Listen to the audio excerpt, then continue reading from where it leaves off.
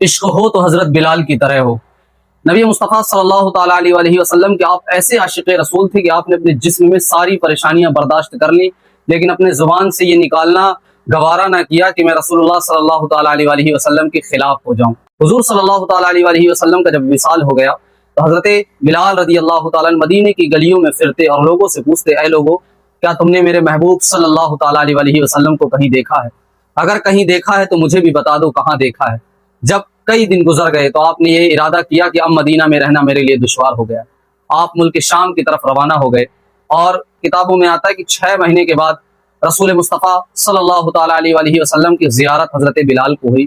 خواب میں رسول اللہ صلی اللہ تعالیٰ علیہ وسلم نے حضرت بلال سے کہا، اے بلال، یہ کیسی بے وفائی ہے، کیا اب ہم سے آپ ملاقات نہیں کریں گے؟ کیا ہماری ملاقات کا وقت نہیں ہوا؟ جب آپ خواب سے بیدار ہوئے تو آپ کے اوپر رکت طاری تھی۔ آپ نے ترنت اونٹنی کو پکڑا اور اونٹنی پر سوار ہوئے، اور آپ ملک شام سے مدینہ منورہ کی طرف روانہ ہو گئے۔ جب آپ مدینہ منورہ پہنچے تو آپ نے پوری گلیوں میں رسول اللہ صلی اللہ تعالیٰ علیہ وسلم کو تلاش کیا۔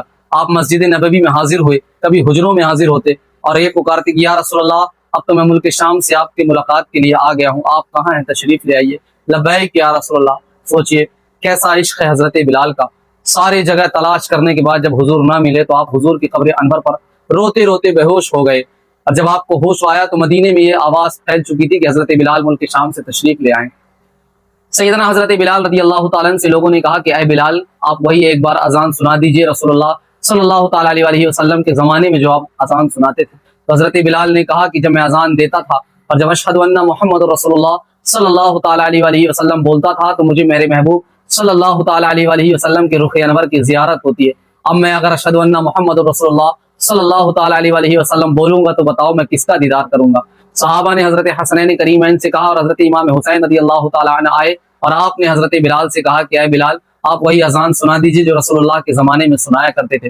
جب حضرت بلال رضی اللہ تعالیٰ نے اذان دینا شروع کی تو پورے مدینے میں آواز گونجنے لگی، اور جب آپ نے اشہد ان محمد رسول اللہ صلی اللہ تعالیٰ علیہ وسلم نے پڑھا تو کتابوں میں آتا ہے کہ لوگوں نے کہا کہ حضور صلی اللہ تعالیٰ علیہ وسلم اپنے قبر پر انوار سے باہر آ گئے ہیں، اور آپ حضرت بلال رضی اللہ تعالیٰ کو دیکھ رہے ہیں۔ سوچئے کیسا عشق تھا آپ کا سردار، آپ کے اوپر ظلم و ستم کرتا تھا، ننگی پیٹھ ریگستان کے تپتے ہوئے ریتوں پر آپ کو لٹا دیا جاتا تھا، صرف اس بنا پہ کیونکہ آپ رسول اللہ صلی اللہ تعالیٰ علیہ وسلم کے دامن سے جڑ چکے تھے۔ عشق ہو تو ایسا ہو۔ اور حضرت بلال رضی اللہ تعالیٰ نے اپنے آقا کو یہ کہنا چاہا، میں اس شعر کے ساتھ یہ آپ کو بات بتانا چاہتا ہوں کہ میں مصطفیٰ کے جام محبت کا مست ہوں، میں مصطفیٰ کے جام محبت کا مست ہوں، یہ وہ نشہ نہیں جسے ترشی اتار دے۔ عشق ایسا ہونا چاہیے۔ السلام علیکم۔